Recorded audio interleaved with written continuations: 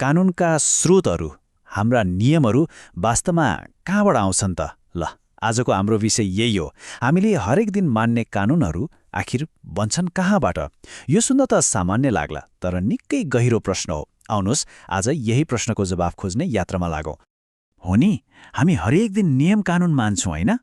तर एकछिन रोकिएर सोचौँ त, यी नियमहरूको जरा कहाँ छ? कहाँबाट आउँछन् यिनीहरू?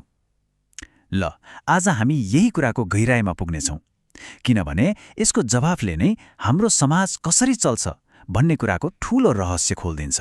र यो प्रश्न कुनै नयाँ पनि होइन, यो त हजारौँ वर्ष पुरानो हो। महान दार्शनिक प्लेटोलाई नै हेरौँ न। उहाँको विचारमा कानुन भनेको कुनै मान्छेले बनाउने कुरा नै होइन रे, बरु समाजमा पहिलेदेखि नै लुकेर बसेको सत्यलाई, वास्तविकतालाई केवल पत्ता लगाउने काम मात्र हो। तर सबैको विचार यस्तो थिएन। प्लेटोभन्दा ठिक उल्टो सोच्ने अर्का दार्शनिक थिए हब्स। उहाँले कानुनलाई शक्तिको नजरले हेर्नुभयो। उहाँका अनुसार कानुन कुनै दर्शन वर्षन होइन, यो त सिधै आदेश हो। कसको आदेश हो? त्यस्तो व्यक्ति वा समूहको आदेश जससँग त्यसलाई जबरजस्ती लागू गराउने तागत हुन्छ। अनि यही कुरालाई अझ प्रष्ट पारे अस्टिनले। उनले भने कानुन भनेको समाजको व्यवहार नियन्त्रण गर्ने नियम हो, जुन देशको सबैभन्दा ठूलो शक्ति अर्थात् सार्वभौम सत्ताले बनाउँछ र लागू गर्छ। हो, यही विचारले हामीलाई आधुनिक कानुनका स्रोतहरूतर्फ डोर्याउँछ। ल, त्यसो भए सुरु गरौँ कानुनको सबैभन्दा पुरानो, सबैभन्दा आधारभूत स्रोतबाट। यो यस्तो स्रोत हो जुन सरकार र संसदभन्दा पनि धेरै पहिलेदेखि अस्तित्वमा थियो, र त्यो हो प्रथा। अब प्रथा भनेको के हो त? सोझो भाषामा भन्दा यो समाजले लामो लामो समयदेखि मान्दै आएको चलन हो। जब कुनै चलन यति गहिरो गरी जमेर बस्छ, यति बलियो हुन्छ कि मानिसहरूले त्यसलाई नियम नै सम्झेर मान्न थाल्छन्, हो त्यहीँनिर त्यो चलन आफैमा कानुन बनिदिन्छ।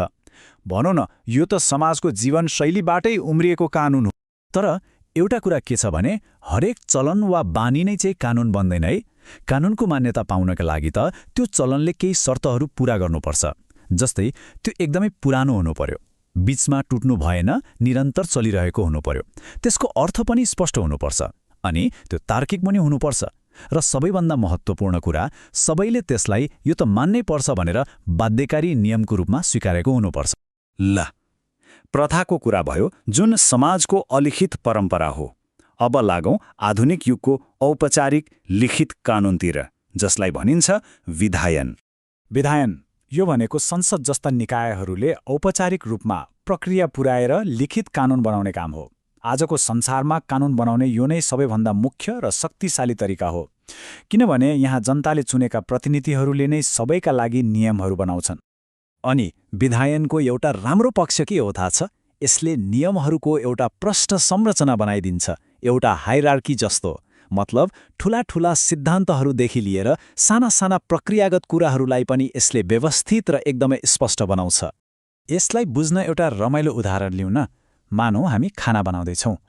ऐन भनेको चाहिँ त्यो खानाको मुख्य रेसिपी जस्तै हो, जसले के चाहिँ सामग्री चाहिन्छ र के बनाउने हो भनेर बताउँछ। अनि नियम भनेको चाहिँ त्यो रेसिपी पकाउने तरिका हो, स्टेप बाई स्टेप निर्देशन। यसले त्यो ऐनलाई व्यवहारमा कसरी लागू गर्ने भन्ने कुरा प्रष्ट पार्छ। ऐन के हो भने नियम कसरी हो। ल, हामीले जनताका प्रतिनिधिले बनाउने कानुन यानि विधायनको कुरा गर्यौं। अब कानुनको एउटा अर्कै तर एकदमै महत्त्वपूर्ण स्रोततिर लागौं। एउटा यस्तो स्रोत जहाँ अदालतको फैसला नै आफैमा कानुन बन्न पुग्छ। हो, यो यति महत्त्वपूर्ण छ कि प्रसिद्ध विधिशास्त्री जेरेमी बेन्थमले त यसलाई जज मेड ल अर्थात् न्यायाधीशले बनाएको कानुन नै भनेका छन्। सोच्नुस् त, यो शब्दले नै न्यायाधीशको भूमिका कति शक्तिशाली हुन्छ भन्ने देखाउँछ। त्यसो भए यो नजिर भनेको के हो त?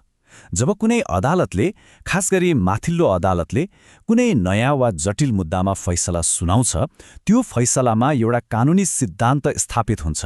हो, त्यही सिद्धान्त भविष्यका लागि एउटा नियम बन्छ र त्योभन्दा तल्ला अदालतहरूले पछि गएर उस्तै किसिमका मुद्दाहरूमा त्यही नियमलाई मान्नुपर्ने हुन्छ, बाध्यकारी हुन्छ। यसको मतलब के भयो भने न्यायाधीशहरूले लेखेको कानुन लागू मात्रै गर्दैनन्, त्यो त उनीहरूको काम भइहाल्यो। तर जब कानून नै स्पष्ट हुँदैन वा कुनै बिल्कुलै नयाँ परिस्थिति अगाडि आउँछ तब उनीहरूले कानूनको व्याख्या गरेर वा नयाँ सिद्धान्त नै बनाएर कानूनको विकासमा एकदमै सक्रिय भूमिका खेल्छ। तर यो नजिरको भूमिका विश्वका सबै देशमा एकै नासको चाहिँ छैन। जस्तै नेपाल, बेलायत, अमेरिका जस्ता देशहरूमा जहाँ कमन ल प्रणाली छ त्यहाँ नजिरलाई कानूनको मुख्य स्रोत नै मानिन्छ। तर फ्रान्स, जर्मनी जस्ता सिभिल ल प्रणाली भएका देशहरूमा भने नजिरको भूमिका अलि कम हुन्छ, उनीहरू लिखित कानूनमा बढी केन्द्रित हुन्छन्। ल, हामीले प्रथा, विधायन र नजिरको बारेमा त बुझ्यौं। अब पालो आएको छ कानूनको त्यो सर्वोच्च स्रोतको, त्यो स्रोत जसले यी सबैलाई शक्ति दिन्छ, वैधता दिन्छ र सधैँ सबैभन्दा माथि रहन्छ।